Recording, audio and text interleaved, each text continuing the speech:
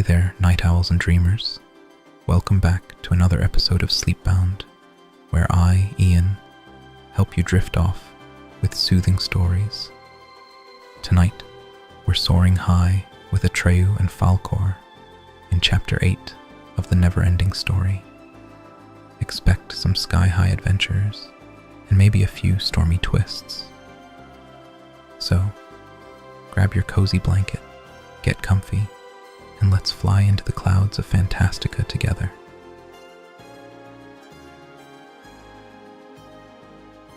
High in the air rode Atreyu, his red cloak flowing behind him. His blue-black hair fluttered in the wind.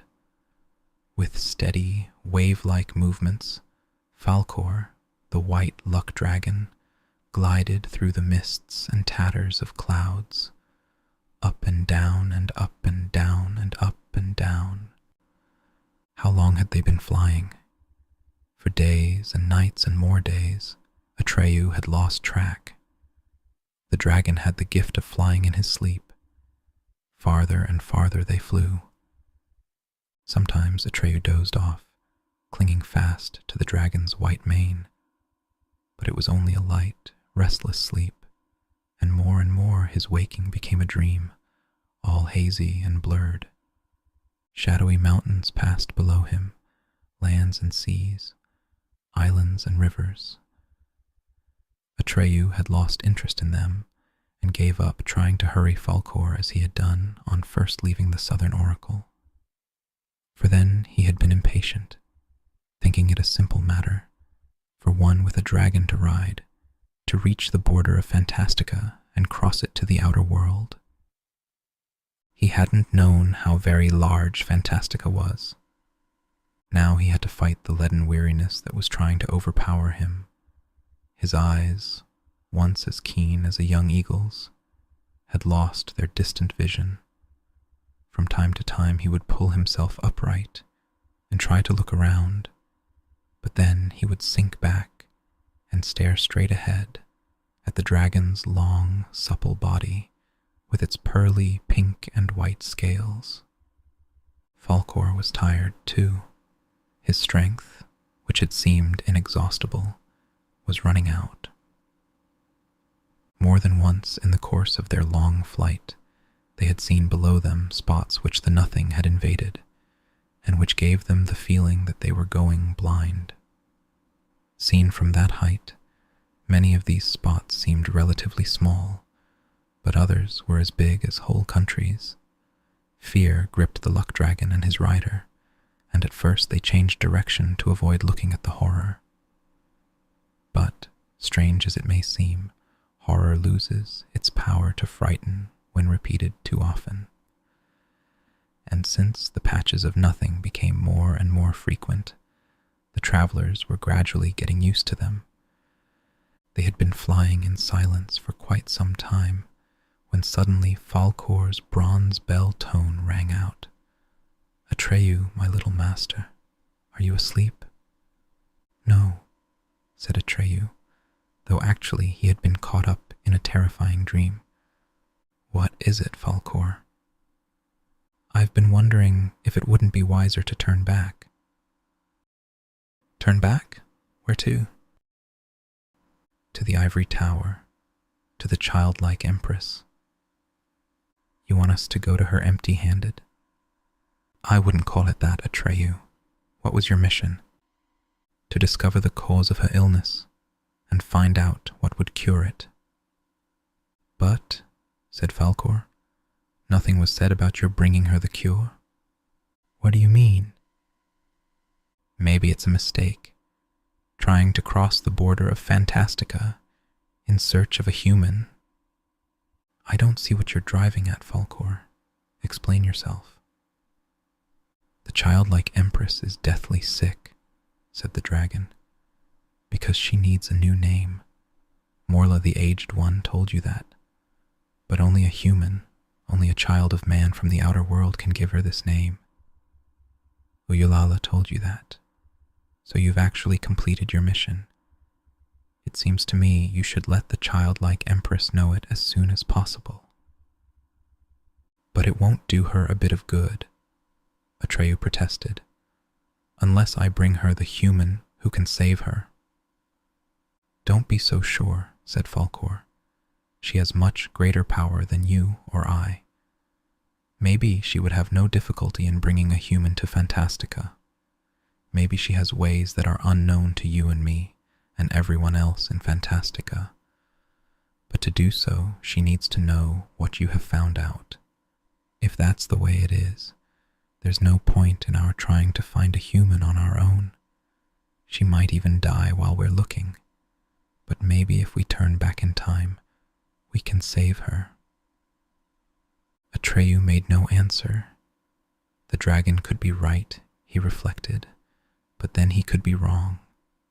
If he went back now with his message, the childlike empress might very well say, "What good does that do me? And now it's too late to send you out again." He didn't know what to do, and he was tired, much too tired to decide anything. "You know, Falkor," he said, hardly above a whisper, "you may be right, or you may be wrong. Let's fly on a little further. Then if we haven't come to a border, we'll turn back." "What do you mean by a little further?" the dragon asked. "A few hours," Atreyu murmured. "Oh well, just 1 hour." "All right," said Falkor. "Just 1 hour." But that 1 hour was 1 hour too many. They hadn't noticed that the sky in the north was black with clouds. In the west, the sky was aflame, and ugly-looking clouds hung down over the horizon like seaweed. In the east, a storm was rising, like a blanket of gray lead, and all around it there were tatters of cloud that looked like blue ink blots. And from the south came a sulfur-yellow mist streaked with lightning. "We seem to be getting into bad weather," said Falkor. Atreyu looked in all directions. "Yes," he said, "it looks bad, but what can we do but fly on?" "It would be more sensible," said Falkor, "to look for shelter. If this is what I think, it's no joke." "What do you think?" Atreyu asked. "I think it's the 4 wind giants starting one of their battles. They're almost always fighting to see which is the strongest and should rule over the others. To them, it's a sort of game, because they have nothing to fear, but God help anyone who gets caught in their little tiffs." "Can't you fly higher?" Atreyu asked. "Beyond their reach, you mean? No, I can't fly that high, and as far as I can see, there's nothing but water below us, some enormous ocean. I don't see any place to hide in." "Then," said Atreyu, "we'll just have to wait till they get here. Anyway, there's something I want to ask them." "What?" cried the dragon, so terrified that he jumped, in a manner of speaking, sky high. "If they are the 4 wind giants," Atreyu explained, "they must know all 4 corners of Fantastica. If anyone can tell us where the borders are, it's them." "Good Lord," cried the dragon. "You think you can just stop and chat with wind giants?" "What are their names?" Atreyu asked. "The one from the north," said Falkor, "is called Lyr, the one from the east is Baureo, the one from the south is Shirik, and the one from the west is Maestril. But tell me, Atreyu, what are you? Are you a little boy or a bar of iron? How come you're not afraid?" "When I passed through the Sphinx's gate," Atreyu replied, "I lost all my fear, and besides, I'm wearing the emblem of the childlike empress. Everyone in Fantastica respects it. Why shouldn't the wind giants?" "Oh, they will," cried Falkor. "They will, but they're stupid, and nothing can make them stop fighting one another. You'll see." Meanwhile, the storm clouds from all 4 directions had converged. It seemed to Atreyu that he was at the center of a huge funnel, which was revolving faster and faster mixing the sulphur yellow, the leaden gray, the blood red, and the deep black all together. He and his white dragon were spun about in a circle like a matchstick in a great whirlpool. And then he saw the wind giants. Actually, all he saw was faces, because their limbs kept changing in every possible way, from long to short, from clear-cut to misty, and they were so knotted together in a monstrous free-for-all that it was impossible to make out their real shapes, or even how many of them there were. The faces, too, were constantly changing. Now they were round and puffed, now stretched from top to bottom, or from side to side. But at all times they could be told apart. They opened their mouths and bellowed and roared and howled and laughed at one another. They didn't even seem to notice the dragon and his rider, who were gnats in comparison to the wind giants. Atreyu raised himself as high as he could. With his right hand, he reached for the golden amulet on his chest and shouted at the top of his lungs, "In the name of the childlike empress, be still and listen." And the unbelievable happened. As though suddenly stricken dumb, they fell silent. Their mouths closed, and 8 gigantic goggle eyes were directed at Orin. The tempest stopped, and the air was deathly still. "Answer me," cried Atreyu. "Where are the borders of Fantastica? Do you know, Lear?" "Not in the north," said the black cloud face. "And you, Boreo?" "Not in the east," said the leaden grey cloud face. "You tell me, Shirek." "There is no border in the south," said the sulphur yellow cloud face. "Maestrel, do you know?" "No border in the west," said the fiery red cloud face. And then they all spoke as with one mouth. "Who are you, who bear the emblem of the childlike empress, and don't know that Fantastica has no borders?" Atreyu made no reply. He was stunned. It had never occurred to him that Fantastica might have no borders whatsoever. Then his whole quest had been for nothing.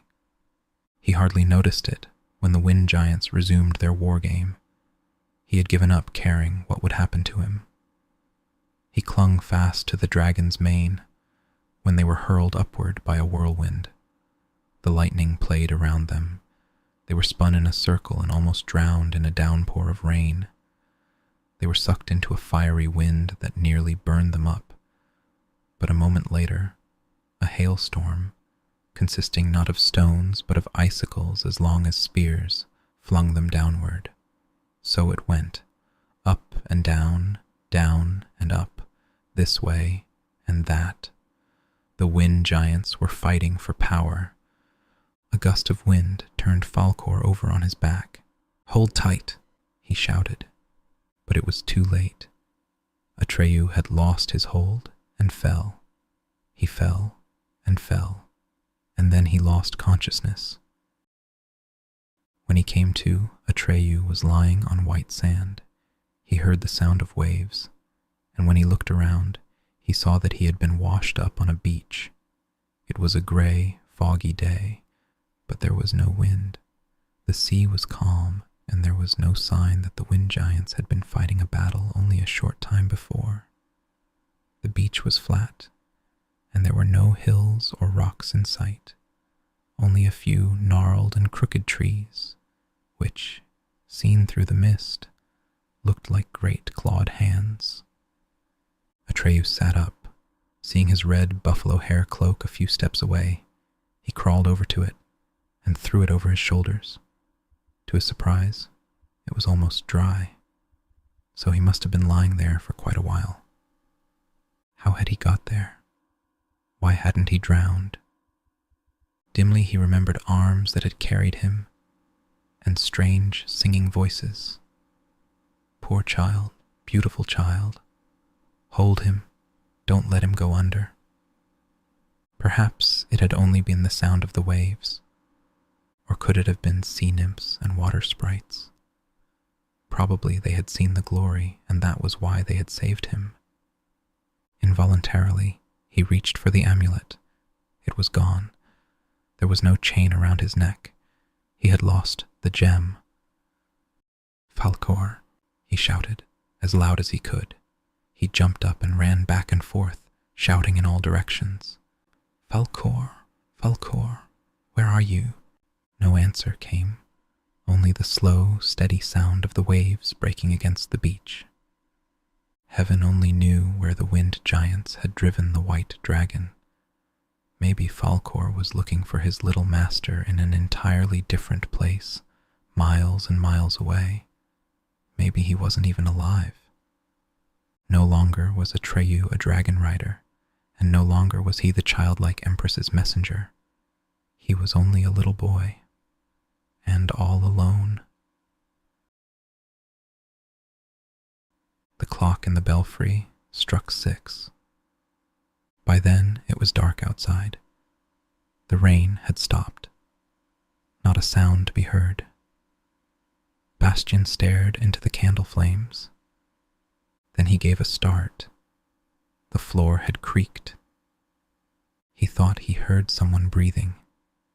He held his breath and listened. Except for the small circle of light shed by the candles, it was dark in the big attic. Didn't he hear soft steps on the stairs? Hadn't the handle of the attic door moved ever so slowly? Again, the floor creaked. What if there were ghosts in this attic? "Nonsense," said Bastian none too loudly. "There's no such thing. Everyone knows that." Then why were there so many stories about them? Maybe all the people who say ghosts don't exist are just afraid to admit that they do. Atreyu wrapped himself up tight in his red cloak, for he was cold, and started inland. The country, as far as he could see through the fog, was flat and monotonous. The only change he noticed as he strode along was the appearance among the stunted trees of bushes, which looked as if they were made of rusty sheet metal and were almost as hard. You could easily hurt yourself brushing against them if you weren't careful.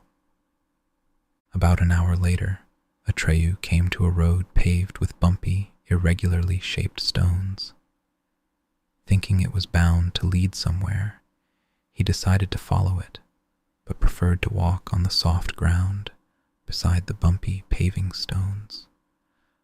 The road kept twisting and turning, though it was hard to see why, for there was no sign of any hill, pond, or stream. In that part of the country, everything seemed to be crooked. Atreyu hadn't been skirting the road for very long when he heard a strange thumping sound. It was far away, but coming closer. It sounded like the muffled beat of a big drum. In between beats, he heard a tinkling of bells and a shrill piping that could have been made by fifes. He hid behind a bush by the side of the road and waited to see what would happen.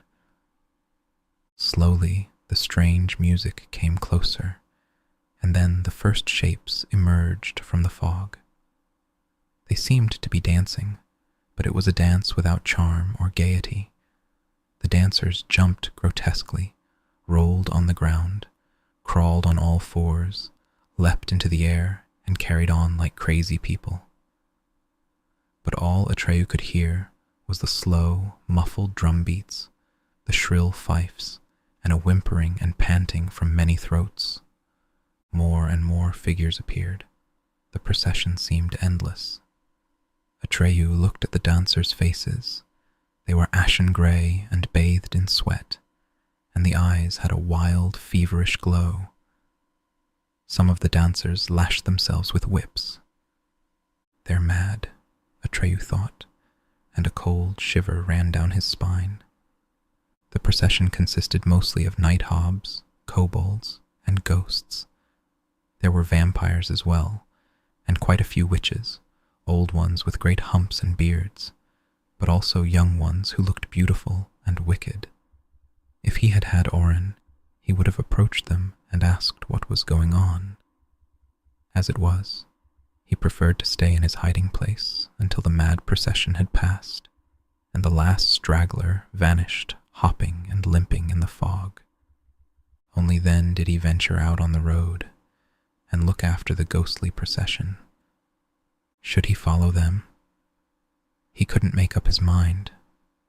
By that time, to tell the truth, he didn't know if there was anything that he should or should not do.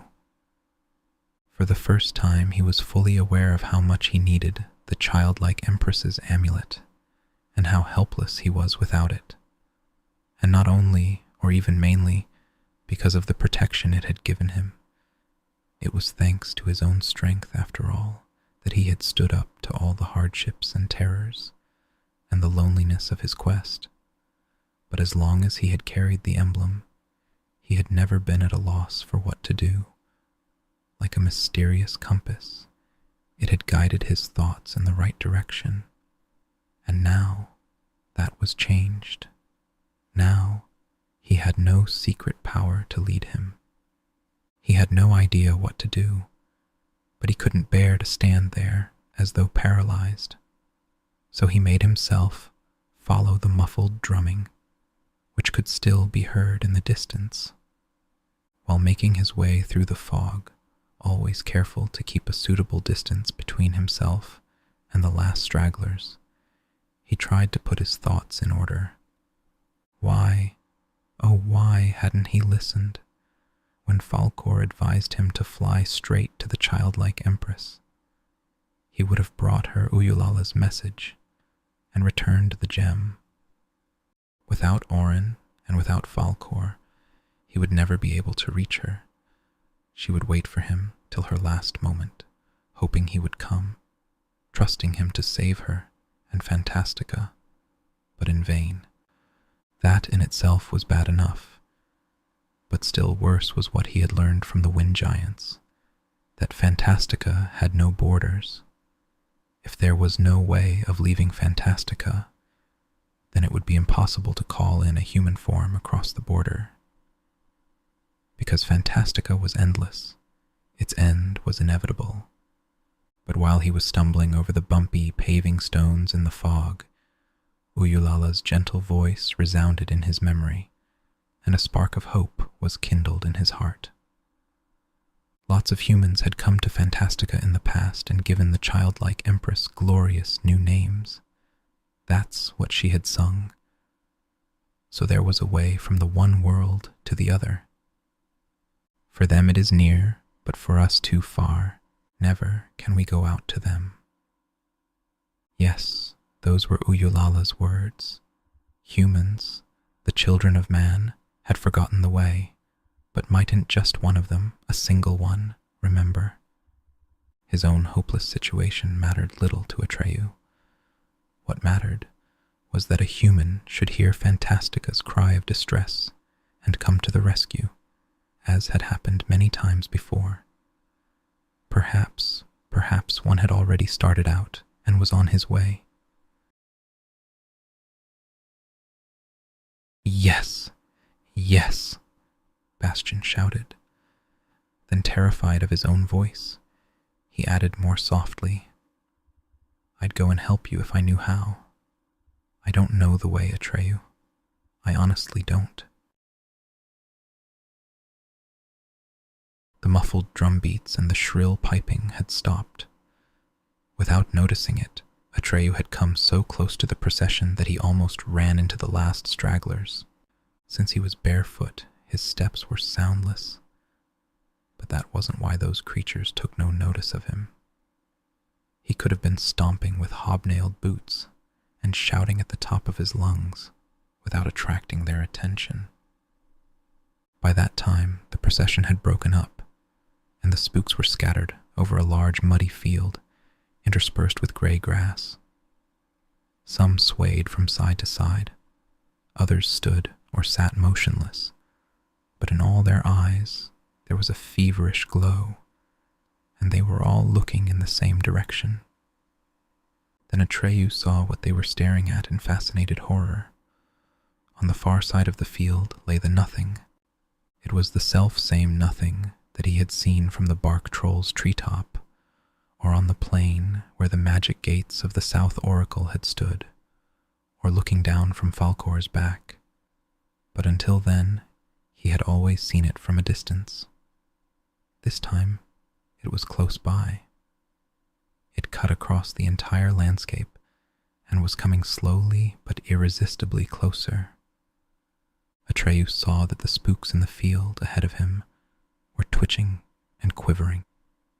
Their limbs were convulsed, and their mouths were wide open, as though they had wanted to scream or laugh, though not a sound came out of them. And then all at once, like leaves driven by a gust of wind, they rushed toward the nothing. They leapt, they rolled, they flung themselves into it. The last of the ghostly crowd had just vanished when Atreyu felt to his horror that his own body was beginning to take short, convulsive steps in the direction of the nothing. He felt drawn to it by an unreasoning desire and braced his will against it. He commanded himself to stand still. Slowly, very slowly, he managed to turn around and step by step, as though bucking a powerful current, to struggle forward. The force of attraction weakened, and he ran with all his might over the bumpy paving stones. He slipped, fell, picked himself up, and ran on. He had no time to wonder where this foggy road would lead him.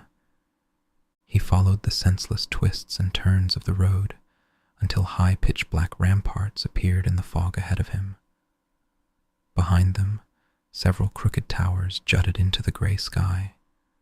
The heavy wooden wings of the town gate were rotting away and hung loose on rusty hinges. Atreyu went in. It was growing colder and colder in the attic. Bastion's teeth were chattering. What if he should get sick? What would become of him then? He might come down with pneumonia like Willie, a boy in his class. Then he would die all alone in this attic. There'd be no one to help him. He'd have been very glad just then to have his father come and save him.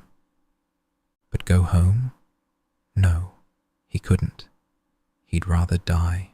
He took the rest of the army blankets and wrapped them around him. After a while, he felt warmer.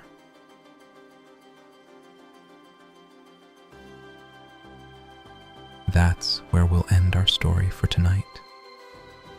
Thank you for letting me join you on your way to sleep. If you liked our time together, there are many more stories in previous episodes to help you drift off. As we finish tonight's tale, I wish you a peaceful night and restful sleep. Good night. Until next time, rest well.